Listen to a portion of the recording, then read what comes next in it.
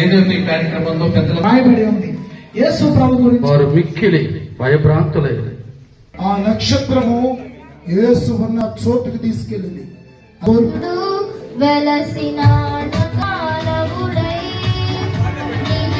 సందర్భంగా ఈ డిసెంబర్ నెల అంతా కూడాను క్రిస్మస్ మాసం.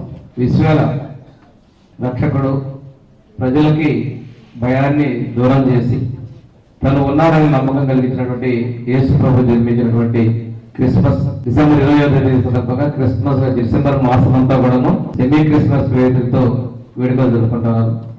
ప్రభుత్వం ఈ కార్యక్రమాలు కూడా అధికారికంగా నిర్వహించడానికి నిర్ణయం చేసిన గత 10 సంవత్సరాల నుంచి కూడా మనం నిర్వహిస్తా ఉన్నాం. ఈ సందర్భంగా లోకానికి కరుణ, దయ, ప్రేమ అనేది పరిచయం చేస్తూ వీటి ద్వారా దైవ మార్గాన్ని చేర్చనేది సూచించినటువంటి లోకరక్షకులు Jesus Christ.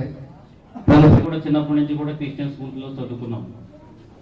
So machinery schools లో మేము చదువుకున్నాం కాబట్టి చిన్నప్పటి నుంచి ఆ క్రిస్టియన్ అలవాట్లు ఫెయిత్లోనే మా యొక్క బాల్యం అంతా కూడా గడిచింది.